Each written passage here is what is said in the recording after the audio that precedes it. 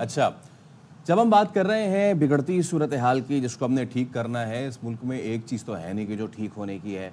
उसमें सबसे बड़ी चीज़ जो अब आ रही है वो है तालीम का इशू, और तालीम में भी है इम्तिहानात का इशू। मुझे ऐसा लग रहा है कि ये इम्तिहान नहीं हो रहा, ये मजाक हो रहा है। पिछले दिनों एक वीडियो सामने आई और उसमें बच्चियों को कन्नातें और दरियाँ बिछा के उन पे बिठाया गया था और उनसे एक्सपेक्ट किया जा रहा था कि वो बहुत डिसिप्लिन से अपना पर्चा देंगे।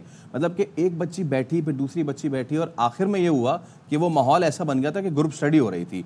ये एग्ज़ाम हो रहा है, ये एग्जामिनेशन हो रहे हैं पाकिस्तान में, कराची में। ये मैट्रिक के इम्तिहानात हैं और ये देखें, मतलब ये अफसोस और की साथ बात में बैठ के आपने कहा ना कि इम्तिहानात भी ऐसे हो रहे हैं कि ग्रुप बनाकर वो बैठी हुई हैं, बैठे हुए हैं बच्चे बच्चियां और वो इम्तिहान दे रहे हैं। तो ये हालात है, ये ज़ाहिर इंतज़ामात जो करा रहे हैं अरेंज, उनकी देखने की सारे मामलात हैं ऐसे में।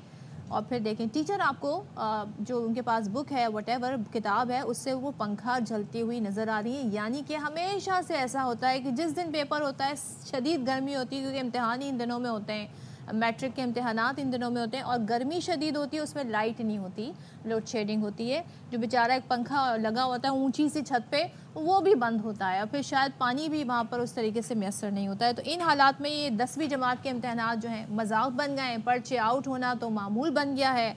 मैट्रिक बोर्ड की कारकर्दगी पर हम कितनी बार सवाल उठाएं, सवाल उठा कर भी हम थक गए।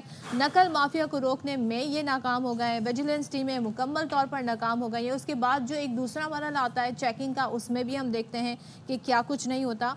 अब ये जो रिवायत है बरकरार है। हमेशा कहा जाता है इस बार जी नहीं होने देंगे चीटिंग, मगर मुकर्रर वक्त से 40-30 मिनट पहले सोशल मीडिया पर भी पर्चे वायरल हो जाते हैं। वो मंजर जो है वो नहीं भूल पा रहा मैं, कि जब वो बच्चियां जो एग्ज़ाम दे रही हैं, बच्चे एग्ज़ाम दे रहे हैं और पसीने में शराबोर हैं वो। अब जिन्होंने इस तरह, अब ये देखें, ये बच्ची एक हाथ से पंखा चल रही है, दूसरे हाथ से एग्ज़ाम दे रही है। ये क्या फोकस करेगी? ये देखें, ये क्या एग्ज़ाम देगी, ये किस तरीके से लिखेगी।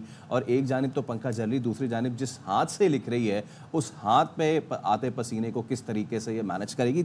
इतनी मुश्किल हो चुकी है। खुद टीचर का भी इन्विजिलेटर का बड़ा बुरा हाल है। अनवर खान से अब जरा बात कर लेते हैं। अनवर, ये कहते हैं ना कि 2-4 बरस का तो ये किस्सा है नहीं, काफ़ी अरसे से चला आ रहा है, लेकिन इस बार तो कमाल ही हो गया ना। इस बार लगता है कि सारे मसाइल एक ही जगह आ गए। एग्ज़ाम से पहले ये वादे किए गए कि जी हम ऑनलाइन कर रहे हैं और लोगों को जाना नहीं पड़ेगा, बच्चों के घर पे एडमिट कार्ड आएगा। वो दावा तो धड़ाम से गिर गया। वो दावा क्या करना था, जो उन्होंने बेसिक करने थे मामला ठीक, बिजली, पानी और सीटिंग अरेंजमेंट्स, वो तक नहीं है। पेपर भी लीक हो रहे हैं। बताइए, कोई पुरसाने हाल है? किसी ने नोटिस लिया बोर्ड में से इस तमाम तर चीज का? जी देखिए, किसी ने नोटिस नहीं लिया और कोई पुरसाने हाल नहीं है। आखिर में आपने जिस बच्ची का जिक्र किया कि हाथ से जो एडमिट कार्ड को पंखे के तौर पर इस्तेमाल कर रही थी, आज मैं एग्जामिनेशन सेंटर में मौजूद 3 से 4 दिन कबल हम मुसलसल इसकी निशानदेही कर रहे थे। तो आज अब government girls secondary school Jacob line के बाहर मौजूद है। आज भी वो तालबा उसी जगह पर बैठकर उसी हालत के अंदर है।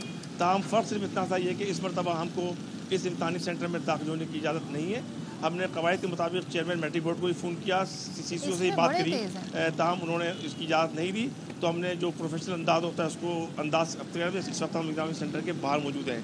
अगर आप बात करेंगी तो इस वक्त के इलेक्ट्रिक को लिखे जाने वाले जो खतूत थे तानी मराकज़ बदतरीन लोड शेडिंग के अंदर है, जिसके अंदर है लांडी, कोरंगी, मलीर, शाह फैसल कॉलोनी, महमूदाबाद, कय्यूम कॉलोनी, इसके अलावा दीगर इलाके के जहाँ पर इस वक्त मलीर और लांडी कोरंगी बिलखुसूस के जहाँ पर सिर्फ 9 घंटे के दौरान 2 घंटे बिजली फराम की जाती है। सुबह और दोपहर को छुट्टे पर्चे नहीं होते। ये बात हो गई लोड शेडिंग की। इस सेंटर पर इस वक्त भी इस कमरे के अंदर तलबा और असातिज़ा उसी हालत के अंदर मौजूद हैं जो कि गुज़िश्ता 5 दिन से थे। अच्छा। इसके बाद बात करते हैं नकल की, तो नकल का जो सिलसिला है, एक चीज़ और, इससे पहले कि हम नकल पर चलें, अभी आपने कहा कि इलेक्ट्रिक को खतूत लिखेंगे। अब वो ज़माने नहीं रहे कि ख़त लिखे जाए, अब डायरेक्ट कॉल की जाती है, अब डायरेक्ट वहाँ पे वो कॉल भी अटेंड हो जाती है। मुझे ये बताइएगा कि ये जो हम देख रहे हैं कि बच्चियाँ जो रूम है, एग्जामिनेशन रूम है, उससे बाहर निकल के कॉरिडोर में बैठी हैं ज़मीन पर और ग्रुप बनाकर बैठी हैं, वहाँ पे इम्तिहान दे रही हैं। तो क्या जगह नहीं है कमरे में? क्यों बाहर बैठी हैं? गर्मी की वजह से बैठी हैं? इस पर क्या कह रही है इंतज़ामिया?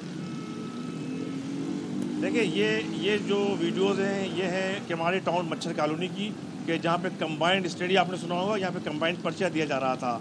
ये वो एग्जामिनेशन सेंटर था कि जिसको बनाया भी नहीं गया था। अस खुद इस एग्जामिनेशन को तश्कील दे दिया गया और यहाँ से सेंटर तब्दील करके बआसानी CCO जो है इसके अंदर मुलविस होते हैं। ये जितने भी पर्चे आउट होते हैं कराची के अंदर, इसके अंदर कराची के 505 इम्तहानी मराकज़ के सेंटर सुपरिटेंडेंट बराह रास्त मुलविस होते हैं। तो ये वो सूरत हाल होती है। अब आप किस ये सूरत हाल है और अनवर आप भी इस वक्त रिपोर्ट कर ही रहे हैं, यानी कि सिचुएशन ये है कि इतने अरसा हो गया है, इतने साल गुजर गए। बहुत शुक्रिया अनवर आपका।